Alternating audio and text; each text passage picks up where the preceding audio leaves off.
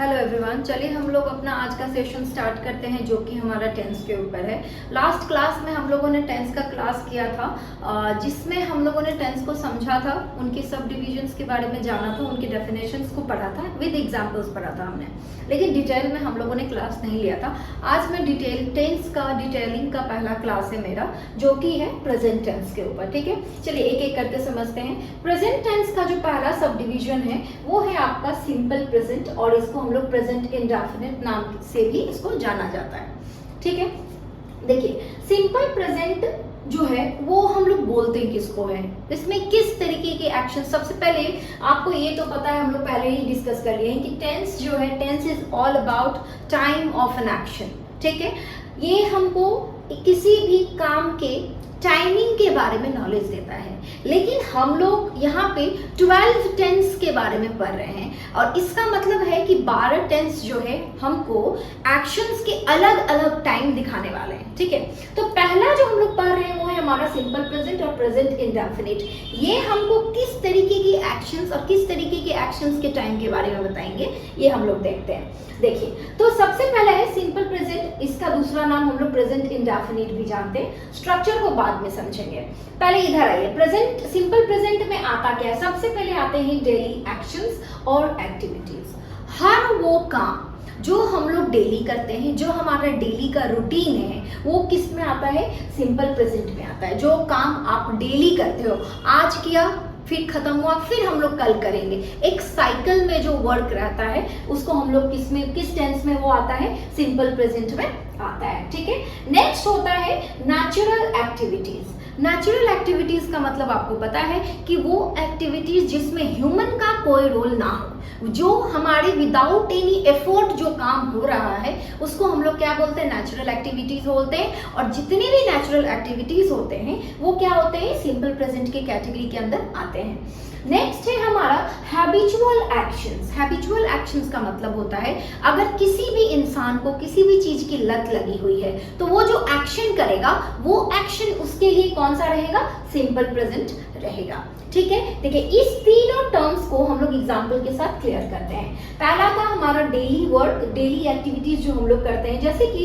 He goes to school every day, वो school daily जाता है। अब ये मत समझिएगा कि आपको हर सेंटेंस में एवरी डे मिलेगा तभी आप बोलेंगे कि वो डेली एक्शंस हैं और आप उसको सिंपल प्रेजेंट में बोलेंगे, नहीं, ये नहीं है। ये एवरीडे मैंने सेंटेंस को और अच्छा बनाने के लिए लिखा हुआ है। ये एवरीडे अगर मैं ढक भी दूं तो भी ये जो एक्शन है he goes to school, full stop अगर यहाँ पे है तो ये कौन सा टेंस में आएगा? सिंपल प्रेजेंट में आएगा। ठीक है, शी प्लेज लूडो, मतलब वो लूडो खेलती है, ये उसका, वो रोज खेलती है, तो she plays ludo.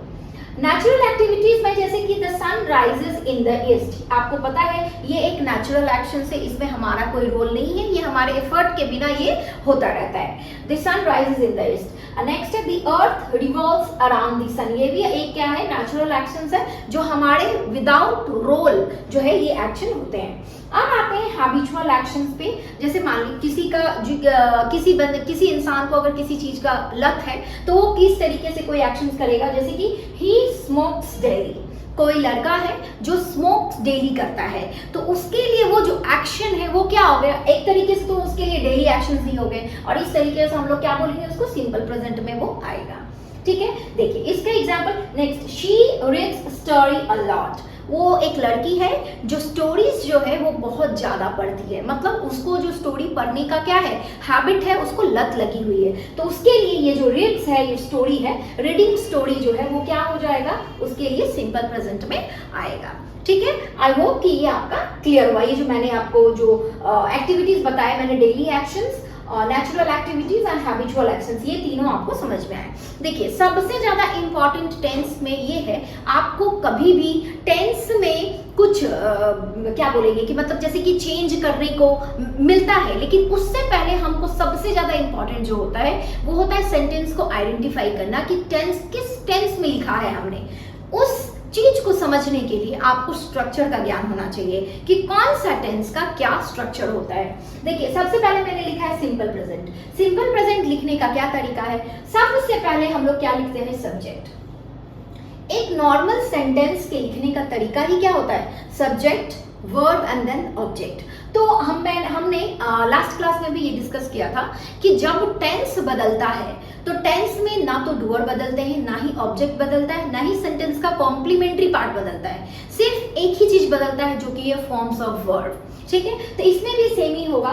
Simple present में सबसे पहले आएगा सब्जेक्ट, तो सब्जेक्ट है, फिर वर्ब रहता है, वर्ब के साथ वर्ब या तो अपने ओरिजिनल फॉर्म में रहता है या फिर उसके साथ एस या ईएस आपको देखने को मिलेंगे। देखिए जैसे वर्ब रहेगा अपने ओरिजिनल फॉर्म में या इसके साथ आपको एस या ईएस, और उसके बाद क्या दिखने को मिलेगा, ऑब्जेक्ट देखने को मिलेगा।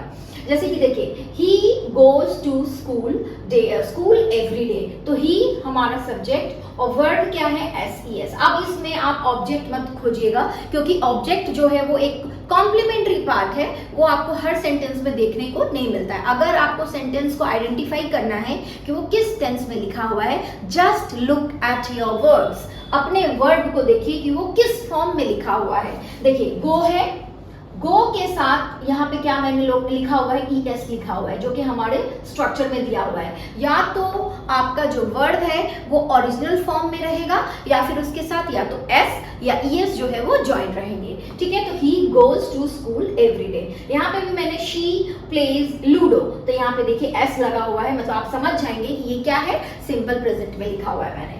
राइजेस, यहाँ पे देखिए राइजेस एस लगा हुआ है, राइज का स्पेलिंग होता है RISE। रिवॉल्व्स में भी मैंने क्या लिखा हुआ है, एस लगा हुआ है। स्मोक्स में भी मैंने एस दिया हुआ है, रीड्स में भी मैंने एस लिखा हुआ है। ठीक है, मतलब आपको दिख रहा है कि जितने भी सिंगुलर वर्ड्स होते हैं आपको पता होना चाहिए कि वर्ड विद एस और ES इज सिंगुलर। जो भी सिंगुलर और प्लूरल वर्ब्स होते हैं सारे के सारे सिंपल प्रेजेंट में आते हैं। जैसे मैं यहीं पे अगर ये लिखूं कि आई प्ले लूडो, तो यहाँ पे प्ले भी क्या होगा, सिंपल प्रेजेंट होगा क्योंकि प्ले जो है अपना ओरिजिनल फॉर्म में है और हमारे स्ट्रक्चर में ये दिया हुआ है कि पहले सब्जेक्ट होगा फिर वर्ब होगा, या तो वर्ब ओरिजिनल फॉर्म में होगा या फिर उसके साथ एस या ईएस जो है वो आपको सेंटेंस में देखने को मिलेंगे।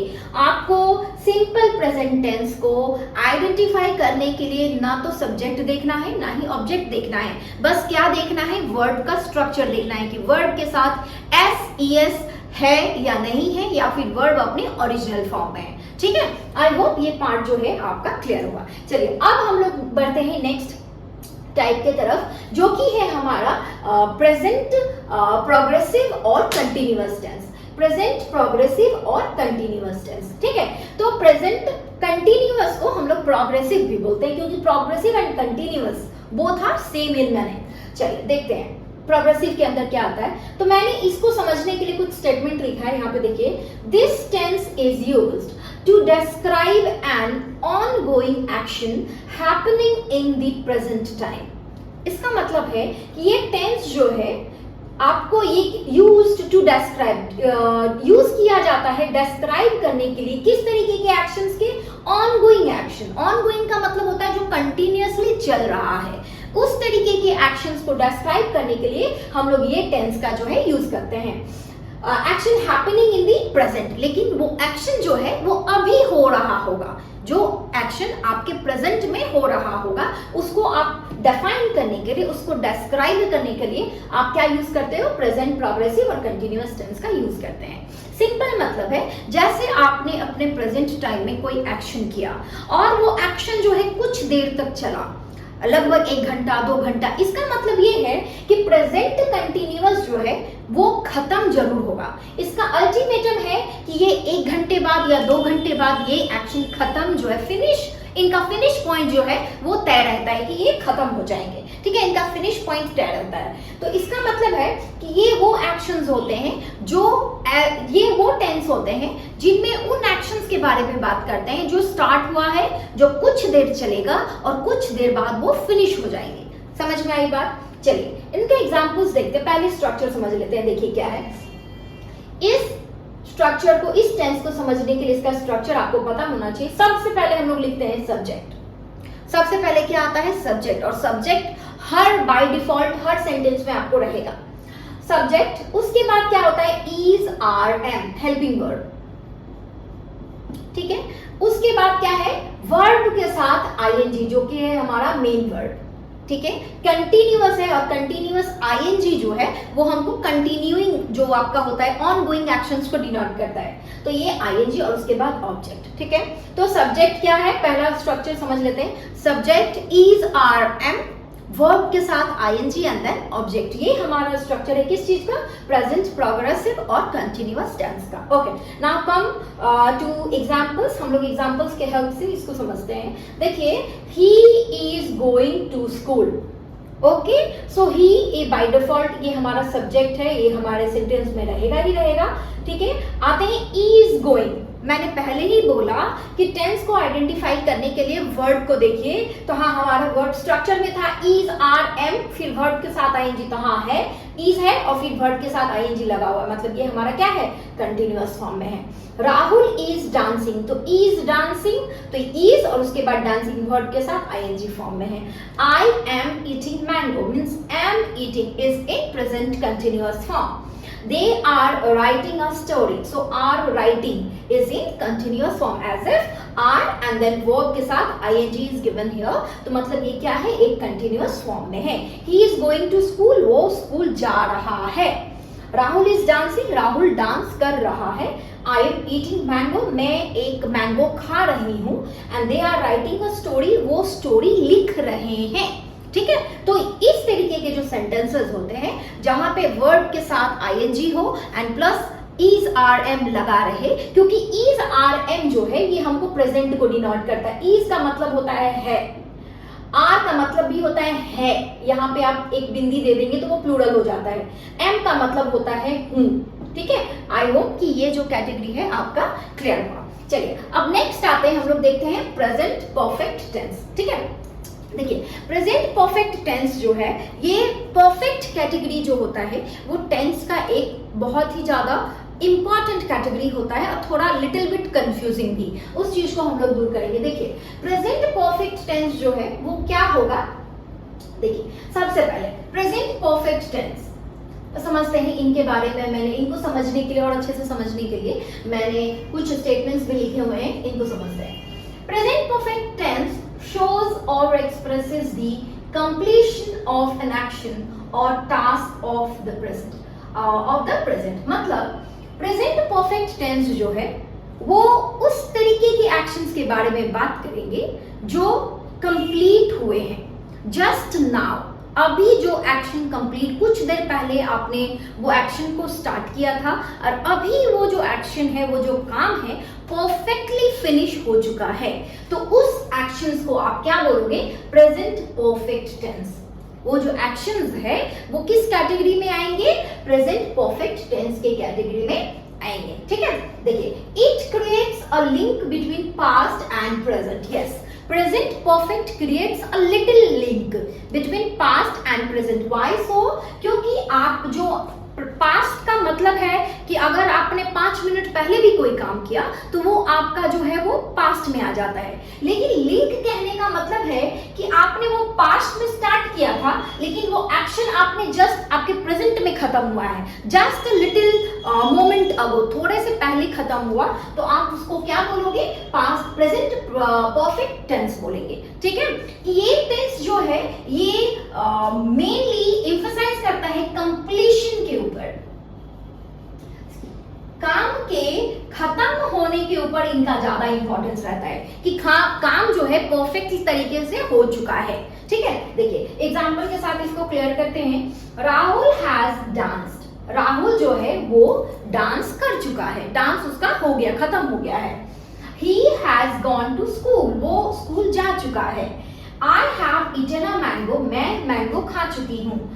They have written a story, वो लोग स्टोरी लिख चुके हैं, मतलब वो अभी स्टार्ट किए थे लेकिन अभी जो है वो लिखना उनका खत्म हो गया है, इनका खाना खत्म हो गया है, इनका स्कूल जाना हो चुका है, इनका डांस खत्म हो चुका है, ठीक है। मतलब हम लोग जो है काम स्टार्ट हुआ था कुछ दिन पहले लेकिन खत्म कब हुआ है, अभी प्रेजेंट टाइम में हुआ है, तो इस तरीके के टेंस को हम लोग क्या बोलेंगे, प्रेजेंट परफेक्ट टेंस, ठीक है। आई होप कि ये जो कैटेगरी है आपका क्लियर हुआ। चलिए अब नेक्स्ट आगे बढ़ते हैं जो कि है हमारा प्रेजेंट परफेक्ट कंटिन्यूअस टेंस। अच्छा, इसका क्या है, थोड़ा स्ट्रक्चर देखिए, सब्जेक्ट हैज, वर्ब का third form and object. Present perfect tense को रिकॉग्नाइज करने के लिए आपको स्ट्रक्चर जो है वो पता होना ही चाहिए। जिस तरीके से हम लोगों ने प्रेजेंट प्रोग्रेसिव और कंटिन्यूअस में देखा कि हेल्पिंग वर्ब है इज, आर, एम, वर्ब के साथ आईएनजी, उसी तरीके से परफेक्ट में क्या आपको देखने को मिलेगा, हैज, हैव और वर्ब के साथ थर्ड फॉर्म, वर्ब का third form. Verb third is equals to perfect tense. हर जगह पास्ट परफेक्ट, फ्यूचर परफेक्ट, कहीं भी अगर आपको परफेक्ट दिख रहा है तो वहां पे अनडाउटेडली कौन सा फॉर्म रहेगा, वर्ड का थर्ड फॉर्म रहेगा। और थर्ड फॉर्म को समझने के लिए आपको फॉर्म्स ऑफ वर्ड जो है वो थॉरली लर्न करना पड़ेगा, इसका और कोई टेक्निक नहीं है। देखिए हैज, हैव और हैज समझ जाइए। हैज जो है हम लोग सिंगुलर के साथ लगाते हैं। अगर आपका सब्जेक्ट सिंगुलर है तो आप हैज लगाओगे, और हैव जो है वो आई और प्लूरल के साथ लगता है। ठीक है, आई हैव और कोई they have, they plural pronoun होते हैं तो उनके साथ हम लोग हैव लगाते हैं। और वर्ड थर्ड जो है वो परफेक्ट में बाय डिफॉल्ट सेट है, वो आपको मिलेगा ही मिलेगा। जैसे Rahul has danced, has and danced. Dance जो है हमारा थर्ड फॉर्म है, किसका, डांस का। लेकिन don't get confuse in this, से वर्ड का फर्स्ट फॉर्म, सेकेंड फॉर्म और ये थर्ड फॉर्म। तो मैं यहाँ पे लिख रही हूँ डांस, यहाँ पे लिख रही हूँ डांस्ड, फिर यहाँ पे मैंने लिखा है डांस्ड। सो एक्चुअली वर्ड का थर्ड फॉर्म और डांस का थर्ड फॉर्म और सेकेंड फॉर्म जो होता है वो सेम होता है, लेकिन आप इन दोनों को डिफरेंशिएट कैसे करेंगे। एक तरीका है डिफरेंशिएट करने का, मतलब आपको समझ में आना चाहिए कि किस सेंटेंस में डांस जो है वो सेकेंड फॉर्म में है और किस सेंटेंस में डांस जो है वो थर्ड फॉर्म में है। तरीका ये है कि अगर के साथ हैज या हैव है, हैज है या फिर हैव है, तो वो अनडाउटेडली क्या होगा, वो थर्ड फॉर्म होगा। मतलब आपको अगर थर्ड, बेसिकली बहुत वर्ड्स के कुछ ऐसे वर्ड्स होते हैं, कुछ ऐसे वर्ड्स होते हैं जिनका सेकेंड एंड थर्ड फॉर्म जो होता है सेम होता है। जैसे cooked, cooked, second form and third form both are same. So in this case you might get confused कि कैसे हम आइडेंटिफाई करें। सो यू मस्ट सी कि अगर वर्ब, मेन वर्ब के आगे हेल्पिंग वर्ब अगर हैज, हैव है तो वो जो होगा आपका वर्ड जो है वो थर्ड फॉर्म ही होगा। ठीक है, जैसे आई डांस्ड, आई डांस्ड, यहाँ पे डांस के आगे मैंने कुछ नहीं बोला। जैसे मैं अगर यहाँ पे मैं ले रही हूँ एग्जाम्पल, आई डांस्ड और फिर से मैं लिख रही हूँ आई हैव डांस्ड। ठीक है, तो आपको साफ साफ अंदर दिख रहा होगा कि दोनों है सेम, लेकिन ये सेकेंड फॉर्म है और ये थर्ड फॉर्म है। क्यों? क्योंकि इसके आगे क्या लगा हुआ है, हैव लगा हुआ है, तो थर्ड होगा। यहाँ इसके आगे कुछ नहीं लगा है, तो ये कौन सा होगा, सेकेंड फॉर्म होगा। ठीक है, चलिए देखिए ये तो हो गया। She has gone, ये gone आपको पता होगा, go, went, gone third form है। एंड have eaten, eaten भी आपका थर्ड फॉर्म है। eat, ate, eaten। ठीक है, written का भी write, wrote, written ये भी हमारा क्या है, थर्ड फॉर्म है। ठीक है, they have क्यों? क्योंकि ये प्लूरल प्रोनाउन है। I के साथ have जो है वो रहता है, क्योंकि I को प्रेफरेंस मिला हुआ है कि वो अपने साथ प्लूरल वर्ड ही रखेंगे। ठीक है, आई होप ये कैटेगरी जो है आपका यहाँ तक क्लियर हुआ।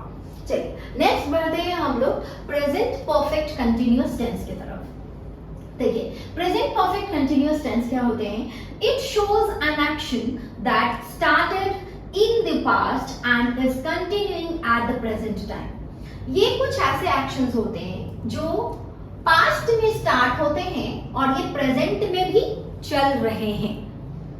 इसके बारे में इनका एंडिंग टाइम जो है वो हमको नहीं पता, ये खत्म कब होगा ये एक्शन, ये इसमें हमको नहीं पता।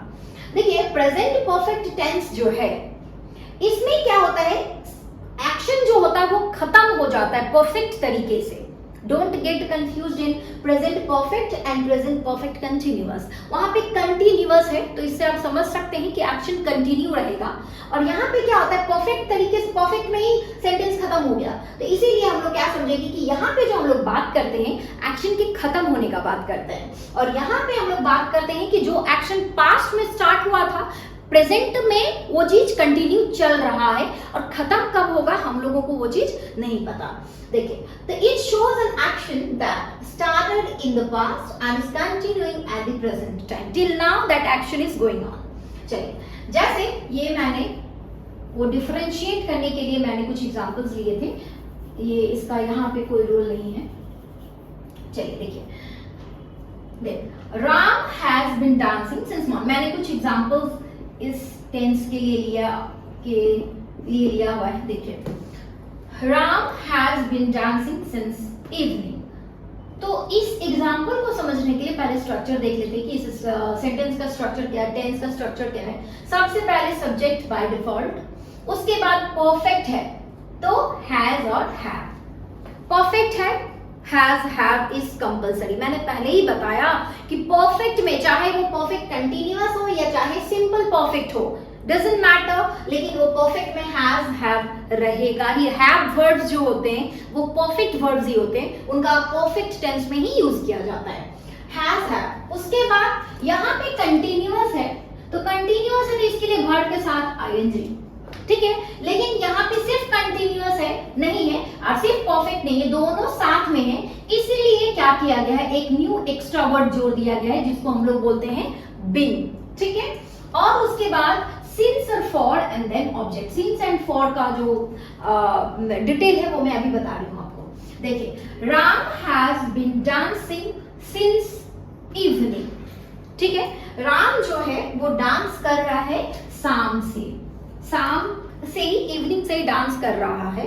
कौन सा शाम, कहाँ का शाम, कितना देर, कितना बजे, इसमें हम लोग को इंफॉर्मेशन नहीं दिया गया है, बस ये बोल दिया गया है कि शाम से राम डांस करते हुए आ रहा है, मतलब वो till now he is dancing, अभी तक वो डांस कर रहा है। इस सेंटेंस में कहीं भी इंफॉर्मेशन नहीं दिया गया है कि जो डांस है राम का वो खत्म हो चुका है, ये क्या चल रहा है, अभी भी वो डांस कर रहा है और ये हो सकता है कि आगे भी वो करता रहे। तो Ram has been dancing since evening, right. चलिए, और यहाँ पे क्या है, my mother has been cooking for last 3 hours. मेरी मम्मी जो है पिछले 3 घंटे से क्या कर रही है, वो खाना कुक किए जा रही है, ठीक है। तो यहाँ पे क्या लगा है, फॉर लगा। I have been living in Kolkata since my childhood। मैं कोलकाता में अपनी चाइल्डहुड, अपने बचपन से रह रही हूँ, मतलब मैं आगे भी रहूंगी। And for last 3 hours means my mother will cook for more hours as well। मेरी मम्मी जो है और वो कुछ घंटों के लिए खाना बनाएंगी, ठीक है। ये आपको कंप्लीट हुआ। लेकिन यहाँ पे एक वर्ड है since for, ये कहाँ पे लगता है, तो देखिए since जो है, since हमको पीरियड की जानकारी देती है, पीरियड, और फॉर जो है वो हमको ड्यूरेशन बताते हैं, कितना देर। अब पीरियड बताता है कब से, पीरियड जो है हमको क्या बताते हैं कि कब से कोई काम स्टार्ट हुआ, हमको एग्जैक्ट टाइम का पता नहीं रहेगा, ठीक है। इवनिंग में हमको पता चल रहा है कि हाँ कोई शाम है जिससे जब से ये डांस कर रहा है, लेकिन एग्जैक्ट पॉइंट ऑफ टाइम हमको नहीं बताया जाएगा। लेकिन यहाँ पे फॉर में जो है ड्यूरेशन बता देता है कि हाँ पिछले 3 घंटे से कोई काम, 4 घंटे से कोई काम जो किया जा रहा है। तो सिंस आप कभी यूज करेंगे जब पीरियड का बात होगा, और फॉर आप क्या यूज करेंगे जब आप ड्यूरेशन के बारे में बात करेंगे, ठीक है। तो देखिए ये स्ट्रक्चर आपका क्लियर हुआ, हैज बीन और उसके बाद वर्ब के साथ आईएनजी एंड देन सिंस या फिर फॉर, ठीक है।